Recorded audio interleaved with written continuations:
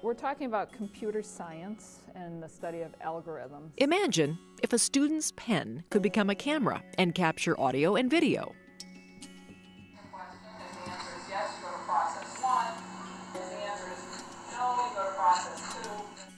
Imagine if cloud computing created more opportunities for learning and cost less. Some of you, this is probably the first time you've been inside virtual world, so. Hi, I'm Raul Ramos, and I'm coming at you from Puerto Rico. Imagine if students from anywhere in the world could have access to the same technologies that power interactive 3D games to attend class in a virtual world. Students and faculty and researchers can more easily collaborate across the world. St. Paul College is a leader in the virtual world community. Follow me in here. You want to go into Minskew Island? Our big project is something called Mixed Immersive Reality Teaching and Learning. In this platform, we use streaming video to mix real experience over a video stream and an immersive world. These, incidentally, are all what we call virtual machines. The idea is that these are kind of imaginary computers running in each of these windows, even though there's just one real computer behind it all. Students can attend class in person or from anywhere in the world, represented by an avatar. An avatar is supposed to be a virtual representation of yourself, something to better immerse yourself into this virtual world, something you can connect with. Evan Smith is the graphic designer for what is called Project Wonderland, applying what he's learned as a student at St. Paul College. Right now I'm building the terrain that the building is setting on. Project Wonderland is built on Sun Microsystems technology.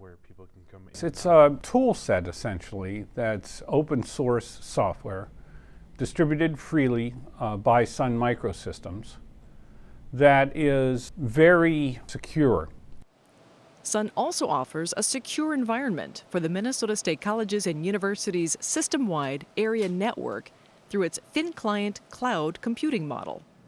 Two forms of authentication are required to log into the Sun system: a smart card and a user password. Thin client computing provides the ability to connect to the server without a hard drive. The thin client terminal presents a picture of what the user is doing, but all the computing is done on the main server. One of the nice things is if I'm working on a piece of code, I can just pull my card out and walk over to Denise's cube, and she'll see my computer screen as if we were sitting in my cube. There's no local operating systems, there are no local hard drives, everything's run off a server. They're less expensive to run and operate. Sun is considered to be greener computing technology. Well, are we talking about green like this? Or are we talking about green like the trees, or both? For example, the typical power consumption of a Sunray 2 client is 4 watts. Compare this to PCs, which operate on 80 watts or more. The power usage and the footprint on the environment is much lighter. And it really has saved us in terms of buying computers over and over again and software over and over again. So now, using our Sun backbone, we're going to have netbooks displace textbooks. And over the next 2 years, we will eliminate all textbooks from our curriculum. We're going to cut our students' cost of education by 25%. I think that's good for everybody. These web-based technologies are built on Sun's Java platform. Java programmers are in high demand in the business world, with starting salaries averaging between $55,000 and $90,000 per year. Lance Dolan, at age 23, is a Java developer at the Minnesota Department of Transportation. I'm just having fun and getting paid for it because, you know, my fun becomes valuable to someone else because of my education here. I want them to win. Win means get a job. And I think that utilizing these technologies to give my students the edge is something that's a no-brainer to me. I'm doing it.